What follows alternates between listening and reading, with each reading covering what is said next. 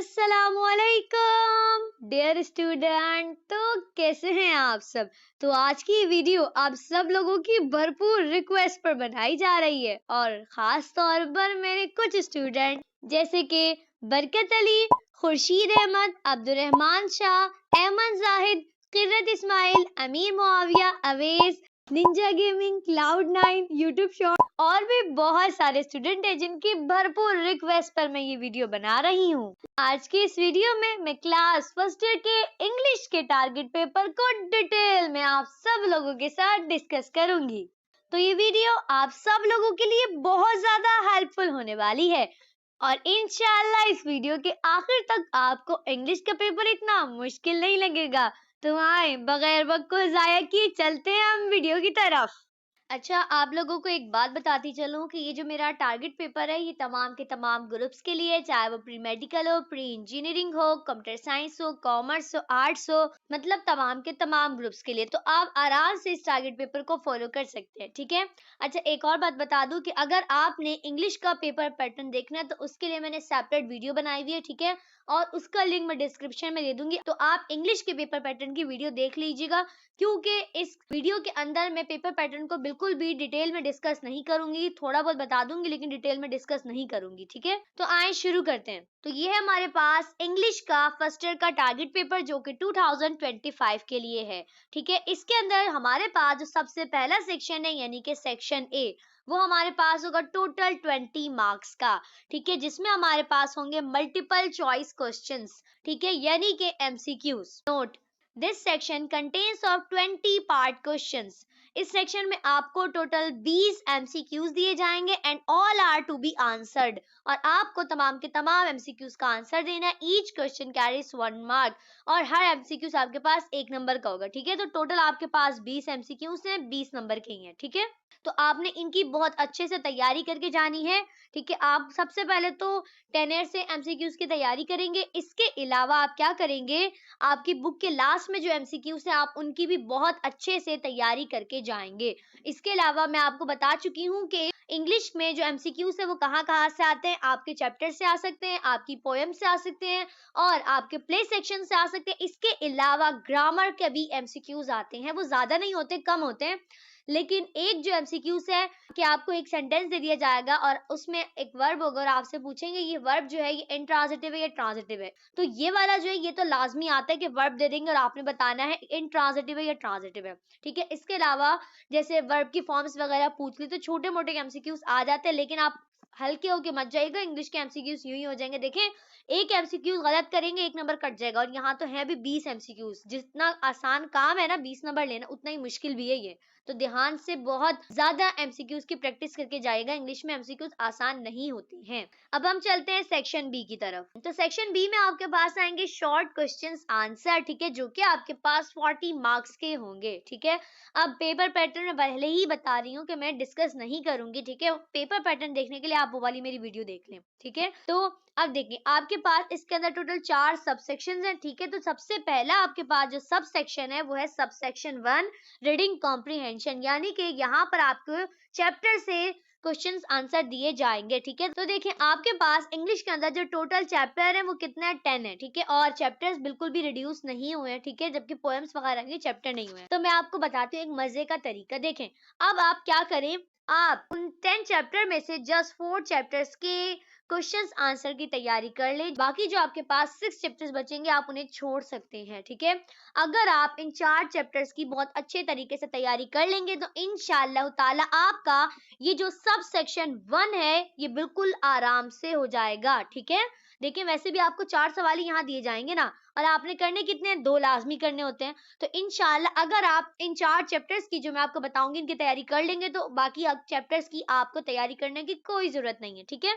तो सबसे पहला आपके पास जो चैप्टर है वो है चैप्टर नंबर 1 यानी कि कायद ऑन 11 अगस्त 1947, ठीक है। और जबकि दूसरा जो चैप्टर आपके पास वो है द नेकलेस, और तीसरा चैप्टर आपके पास है माय बैंक अकाउंट, जबकि आखिरी यानी कि जो चौथा चैप्टर है, खैर ये लास्ट तो नहीं है बुक का लेकिन मेरा आखिरी चैप्टर है, ठीक है, आपके लिए, तो वो आपके पास है a voyage to the city of lines, ठीक है। तो इन चारों ही चैप्टर्स की अगर आप तैयारी कर लेंगे तो इंशाअल्लाह ताला आपका जो सब सेक्शन 1 है वो आराम से हो जाएगा। ठीक है, इंशाअल्लाह। मैं आपको ये भी बता देती हूँ मजे की बात ये कि इन चैप्टर्स में से भी आपने किन किन क्वेश्चंस की तैयारी करनी है, क्योंकि मुझे पता इन चारों ही चैप्टर में से कुछ चैप्टर्स में तो कम क्वेश्चंस आंसर है, जबकि कुछ में तो बहुत ज्यादा है। तो मैंने आपकी आसानी के लिए ये भी कर दिया है कि आपको मैं बता देती हूँ कि आपने किन किन क्वेश्चंस की तैयारी करनी है।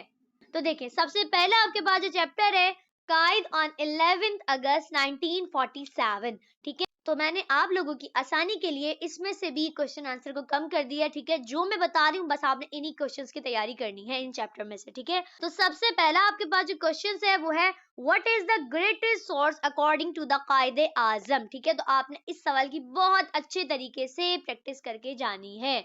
आपके पास जो नेक्स्ट क्वेश्चन है वो है What was the Qaid vision about religious freedom? ठीक है, ये भी बहुत इंपॉर्टेंट सवाल है आपके पास। इसके अलावा तीसरा सवाल आपके पास है What are the guided principle stated by the Qaid? ठीक है, तो देखें एक और बात बता दूं कि ये जो दो सवाल हैं क्वेश्चन नंबर 2 और 3 ये जो हैं ये पिछले सालों में आ चुकी हैं। ठीक है, तो इनकी थोड़ी कम तैयारी करके जाइएगा, ज्यादा इंपॉर्टेंट नहीं है, लेकिन मैं फिर भी छोड़ नहीं सकती ना, तभी मैं आपको पहले बता रही हूँ ये आ चुके हैं तो इनका थोड़ा सा कम चांस है आने का।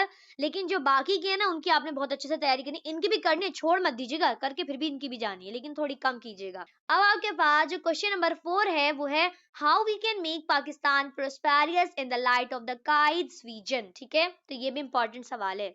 लास्ट आपके पास है how far the key ideas of the Quaid speech are applicable to the present scenario. तो इस सवाल की बहुत अच्छे से तैयारी करके जाएगा। तो इस चैप्टर में आगे बस यही क्वेश्चंस है जो इंपॉर्टेंट है, तो इन्हीं की बहुत अच्छे से तैयारी करिएगा। अच्छा, अब हमारे पास जो नेक्स्ट चैप्टर है वो है माय बैंक अकाउंट। तो इसके अंदर भी बहुत ज्यादा क्वेश्चंस नहीं है, कमी है जो मैंने आपको बताए, तो आपने बस इन्हीं की तैयारी करनी है। तो सबसे पहला आपके पास है what mistake does the author make when he tries to do business in a bank, why does he do so. तो इस क्वेश्चन की आपने बहुत अच्छे से तैयारी करके जानी है। ठीक है, ये सवाल जो है ये इंतहाई इंपॉर्टेंट है, क्योंकि ये चैप्टर मोस्ट इंपॉर्टेंट है और इस चैप्टर से लाजमी आपको एक सवाल, एक तो आपको चैप्टर नंबर 1 से लाजमी क्वेश्चन देखने को मिलेगा और एक आपको इस चैप्टर से भी लाजमी देखने को मिला। तो आपने इस क्वेश्चन की बहुत अच्छे से तैयारी करके जानी है। ठीक है, ये बहुत इंपॉर्टेंट है। इसके अलावा नेक्स्ट क्वेश्चन आपके पास है why was there a roar of laughter when the author left the bank. तो इस क्वेश्चन की भी बहुत अच्छे तरीके से तैयारी करनी है। इसके अलावा आपके पास एक और क्वेश्चन है इस चैप्टर का, वो है why did the author decide to open an account. तो इस क्वेश्चन की भी बहुत अच्छे तरीके से आपने तैयारी करनी है। अच्छा, इसके अलावा ना इस चैप्टर का एक मोस्ट इंपॉर्टेंट क्वेश्चन है वो है What mistake did Stephen Leacock make while writing a check? तो ये जो चेक वाला क्वेश्चन है इंतहाई इंपॉर्टेंट है। तो आप किसी भी ग्रुप से हो आपने इस सवाल की लाजमी तैयारी करके जानी है। ठीक है, ये मोस्ट इंपॉर्टेंट है इस चैप्टर का। ठीक है, और उम्मीद है कि आपको ये वाला मिले। ठीक है, जो मैंने अभी ऊपर वाला बताया ना वो भी इतना नहीं है जितना ये जो स्टेफन लिकॉक ने चेक लिखते हुए मिस्टेक करी, ये बहुत ज्यादा इंपॉर्टेंट है। तो आपने इसको लाजमी तैयार करके जाना है। ठीक है, अब आपके पास जो नेक्स्ट चैप्टर है वो है द नेकलेस। तो ये भी बहुत इंपॉर्टेंट है, इंशाल्लाह आपको इस चैप्टर से भी एक क्वेश्चन तो लाजमी देखने को मिलेगा। तो सबसे पहला आपके पास सवाल है how did mister Loisel contribute to the cost of the new necklace. ठीक है, तो इसकी तैयारी करिएगा बहुत अच्छे से। इसी तरह आपके पास जो नेक्स्ट क्वेश्चन है वो है how was the life of ma'am Loisel before the loss of the necklace. ठीक है, ये इंपॉर्टेंट सवाल है बहुत ज्यादा, इसी वजह से मैंने इन्हें ऐड किया। ठीक है, थर्ड आपके पास जो क्वेश्चन है वो है what efforts were made to find ma'am Forestier necklace. ठीक है, इसके अलावा आपके पास जो लास्ट क्वेश्चन है वो है how had ma'am Loisel sacrifice been vain. तो इस क्वेश्चन की भी बहुत अच्छे से तैयारी करनी है, बस इस चैप्टर में यही है इंपॉर्टेंट क्वेश्चन। ठीक है, अच्छा अब हमारे पास लास्ट चैप्टर है, ठीक है, जो कि है a voyage to the city of lines. ठीक है, इसके अंदर आपके पास टोटल ये 5 क्वेश्चंस है जो कि इंतहाई इंपॉर्टेंट है, जिसमें आपके पास जो पहला है वो है describe briefly the education in Singapore. Singapore में एजुकेशन के बारे में आपने बताना है। ठीक है, इसके अलावा how does Singapore keep itself clean. तो ये भी इंपॉर्टेंट है। ठीक है, इसमें से भी लाजमी आएगा, इंपॉर्टेंट चैप्टर है ये काफी। अच्छा, थर्ड क्वेश्चन आपके पास है describe briefly the significance of Singapore port. इसके अलावा अब आपके पास जो क्वेश्चन नंबर 4 है वो है what is the geographical location of Singapore city. इसके अलावा जो लास्ट क्वेश्चन आपके पास है वो है describe any four interesting aspect of Singapore. तो ये भी मोस्ट इंपॉर्टेंट है, ठीक है। तो अगर आप जितने मैंने क्वेश्चंस बताए हैं इनकी तैयारी कर लेंगे तो इंशाअल्लाह ताला आपका जो सब सेक्शन 1 है जिसमें आपको 2 क्वेश्चंस तो लाजमी अटेंड करने वो आराम से हो जाएंगे, ठीक है। तो इंशाअल्लाह अब फ्री होकर तैयारी करना शुरू कर दें आराम से, ठीक है। देखिए अगर आप लोग और सेफ साइड के ऊपर जाना चाहते हैं तो आप क्या करें, आप ऐसा करें, आप ये जो 4 चैप्टर है ना इनमें से किसी 3 चैप्टर के all to all questions answer को याद कर ले तो आप और ज्यादा सेफ साइड पे हो जाएंगे। अब हम चलते हैं सब सेक्शन 2 की तरफ, ठीक है। तो सब सेक्शन जो 2 है हमारे पास वो है पोएट्री, यानी कि जिसमें हमारे पास जो पोएम्स है उनके क्वेश्चंस आंसर शामिल होंगे, ठीक है। अब तो शुक्र है वैसे भी जो आपकी पोएम्स वगैरह वो रिड्यूस हो चुकी हैं, कम हो गई हैं, तो मैंने उन्हीं पोएम्स के क्वेश्चंस को इसके अंदर ऐड किया है जो कि आपके सिलेबस में शामिल हैं, ठीक है। और जो कट होगी उनके क्वेश्चंस नहीं है इसके अंदर, ओके। तो अब जरा शुरू करते हैं। तो देखें, तो सबसे पहला जो क्वेश्चन आपके पास है वो है What were the intelligent answers given by the poor shepherd to King Johann in the poem The Abbot of Canterbury। ठीक है, तो आपने इस क्वेश्चन की बहुत अच्छे से तैयारी करके जानी है, ठीक है। अच्छा, तो एक बात याद रखिएगा, इसके अंदर जो शेफर्ड आंसर देगा वो टोटल 3 क्वेश्चंस के आंसर देगा, तो आपने उन तीनों ही आंसर्स की प्रैक्टिस करके जानी है, क्योंकि हो सकता है कि एग्जामिनर कभी क्वेश्चन नंबर 1 का आंसर पूछ ले, 2 का या 3 का, तो आपने तीनों ही क्वेश्चंस के आंसर की तैयारी करके जानी है, ठीक है। अच्छा, तो हमारे पास जो सेकंड क्वेश्चन है वो है Why did King Johann become jealous of the Abbot of Canterbury। तो इसकी भी तैयारी करिएगा बहुत अच्छे तरीके से। इसके अलावा जो थर्ड क्वेश्चन हमारे पास है वो है Why do people think that Lucy is a living child।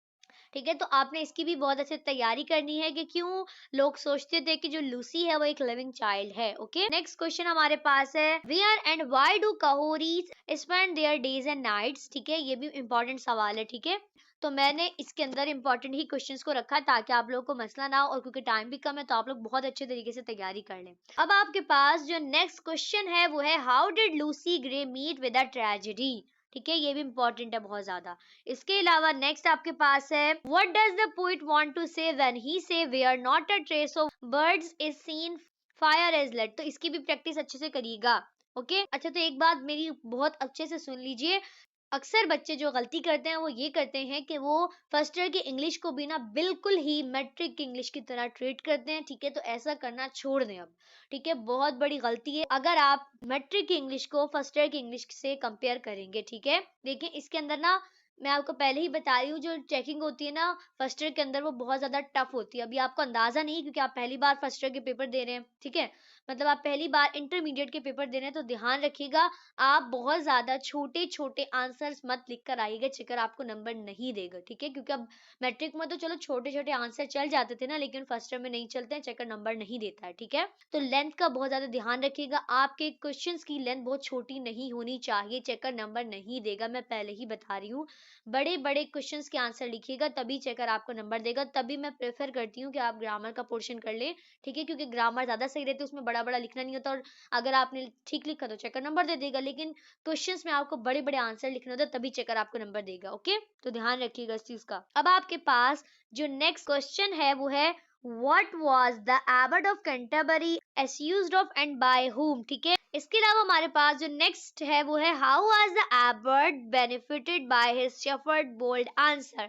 अब आएगा हमारे पास लास्ट क्वेश्चन, ठीक है, ओके है What reward does a Kahori get after his hard work। Okay, तो ये आपके पास टोटल 9 क्वेश्चंस हैं, तो आपने इन 9 की ही बहुत अच्छे तरीके से तैयारी करके जानी है, और इंशाल्लाह वैसे भी इस पोर्शन से आपने 2 क्वेश्चंस को अटेंड करना है, तो इंशाल्लाह आराम से आपके जो 2 क्वेश्चंस है वो हो जाएंगे, 2 आराम से हो जाएंगे, लेकिन तीसरा चौथा भी आ सकता है, ठीक है, लेकिन 2 आपके आराम से हो जाएंगे। तो फील फ्री होकर टारगेट पेपर को फॉलो कर लें आप। अब आपके पास शुरू होता है सब सेक्शन 3 जो कि है प्ले, ठीक है, a visit to a small planet. ठीक है, ये आपकी बुक के ही लास्ट के अंदर है आपका प्ले, ठीक है।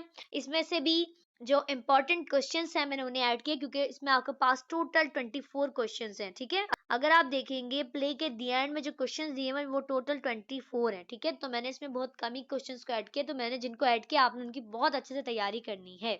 तो सबसे पहला जो आपके पास क्वेश्चन है वो है describe the reaction of different characters to Kreton's visit. तो क्रिटॉन ने जब विजिट किया था इसमें आपने तमाम के तमाम रिएक्शंस को बताना है, ठीक है, डिफरेंट पर्संस के, क्योंकि इसी क्वेश्चन को वो अलग तरीके से पूछ सकते हैं, किसी एक बंदे का नाम लेकर कह सकते हैं कि सिर्फ इसी के रिएक्शन बताएं, सिर्फ इसी के बताएं। तो आपने तमाम के तमाम पर्संस के रिएक्शन को याद करना है, ठीक है। नेक्स्ट आपके पास है how much advanced is the civilisation of Kreton than that old earth. तो ये भी इंपॉर्टेंट है सवाल। अब आपके पास जो क्वेश्चन नंबर 3 है तो वो आपके पास है which character in the play a visit to a small planet do you like most and why. ठीक है, तो इम्पॉर्टेंट है, ये बहुत ज्यादा अक्सर आ सकता है किसी भी तरीके से कि आपको इस प्ले का कौन सा करेक्टर जो है वो बहुत ज्यादा पसंद है और क्यों है आपको, ठीक है। अच्छा, नेक्स्ट आपके पास है who is Ed, what is his role in the play. ठीक है, इसके अलावा नेक्स्ट आपके पास है how does Kreton prove his extraordinary powers. ठीक है, इसके अलावा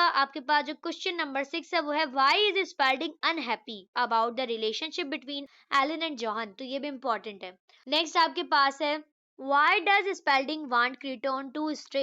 ठीक है, स्पेल्डिंग क्यों चाहता था कि क्रिटॉन जो है वो स्टे करे। नेक्स्ट है why was Kreton interested in visiting the planet earth. Kreton को क्यों बहुत ज्यादा इंटरेस्ट था अर्थ को विजिट करने में। तो नेक्स्ट क्वेश्चन आपके पास है how does Kreton fail General Powers attempt to confine him. ये भी इंपॉर्टेंट है। इसके अलावा लास्ट है जो कि है what restrictions are imposed on Spelding's family. तो ये आपके पास टोटल 10 क्वेश्चंस हैं, तो इनकी बहुत अच्छे से तैयारी करेगा, इंशाल्लाह आपका सब सेक्शन 3 भी बहुत अच्छा होने वाला है। ओके, अब चलते हैं जरा सब सेक्शन 4 के ऊपर जो कि आपके पास है ग्रामर। तो देखिए मैं आपको पहले ही बता रही हूँ कि ग्रामर में आप इंपॉर्टेंट के चक्करों में मत भागिएगा। ओके, ये कोई आपको बता दे कि ग्रामर में कौन से आएंगे, देखिए तो ये तो कोई नहीं बता सकता ना कि नरेशंस कौन से देंगे, एक्टिव पैसिव वॉइस कौन से देंगे, डू एज डायरेक्टेड कौन से होंगे। देखिए ग्रामर का जो सेक्शन है वो आपसे मांगता है सिर्फ और सिर्फ प्रैक्टिस। तो अगर आपको ग्रामर के सेक्शन की प्रैक्टिस होगी तो ये आप बहुत अच्छे से अटेंड कर लेंगे। ठीक है, तो आपने प्रैक्टिस करनी है चेंज इन नरेशंस की, नरेशन को कैसे चेंज करते हैं, change the voice, active passive voice को कैसे चेंज करते हैं, डू एज डायरेक्टेड के क्या फॉर्मूले कैसे चेंज करते हैं, कौन सी वर्ब की फॉर्म लगाते हैं। तो ऑल टू ऑल आपको पता होना चाहिए। ठीक है, इसके अलावा लास्ट आपके पास है spot the errors and correct the verb preposition and article in the following sentences. ठीक है, तो इसमें भी आपको कुछ सेंटेंस दिए जाएंगे जो कि गलत होंगे और आपने फिर उनको करेक्ट करना है। तो मैं आपको बताती हूँ करना क्या है। देखिए आप सबसे पहला काम आपने टेनियर का करना है कि जितने भी टेनियर के अंदर नरेशन दी हुई है, चेंज द वॉइस दी हुई है, डू एज डायरेक्टेड दी है या फिर करेक्शन ऑफ एरर्स दिया हुआ है, ठीक है, तो आपने इनकी टेनियर से प्रैक्टिस करनी है। देखिए टेनियर से ना प्रैक्टिस करेंगे तो आपको अंदाजा हो जाएगा कि जो एग्जामिनर है ना वो किस तरह की ग्रामर देता है। ठीक है, लेकिन एक बात याद रखिएगा, कोई भी आपको ये नहीं बता सकता कि कौन से ग्रामर के क्वेश्चन आएंगे। ठीक है, प्रैक्टिस आपने करनी है, आपको पता होना चाहिए कि नरेशंस हैं तो उनको कैसे सॉल्व करते हैं, कैसे चेंज करते हैं, कौन सी वर्ब की फॉर्म लगती है। ठीक है, एरर्स हैं तो उन्हें कैसे ठीक करना है, ये प्रैक्टिस के काम है। तो अगर आप प्रैक्टिस करेंगे तो ये बहुत आसान है। एग्जाम में अगर आप करने बैठेंगे ना तो आपको बिल्कुल भी टाइम नहीं लगेगा, आप फौरन फौरन करते जाएंगे। ठीक है, तो इसके लिए आप प्रैक्टिस करेंगे। और अगर आप चाहेंगे कि मैं ग्रामर के ऊपर एक सेपरेट वीडियो बनाकर आपको इनके तमाम कॉन्सेप्ट क्लियर कर दूं तो फिर आप मुझे बता दीजिएगा कमेंट करके। ठीक है, तो उम्मीद करती हूँ कि ये वाला पोर्शन आपका बहुत अच्छे से समझ में आ गया होगा।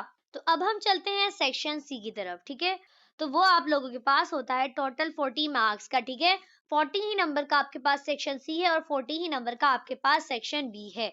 अच्छा, सेक्शन जो सी होता है उसके अंदर आपके पास होते हैं डिटेल्ड आंसर क्वेश्चन। ठीक है, अच्छा इसके अंदर ना सेक्शन सी में आपको टोटल 4 क्वेश्चंस दिए जाएंगे, तो आपने 4 के 4 क्वेश्चंस को ही अटेम्प्ट करना होता है। ठीक है, अच्छा तो सबसे पहला आपके पास जो क्वेश्चन आता है वो आता है read the passage and answer the question.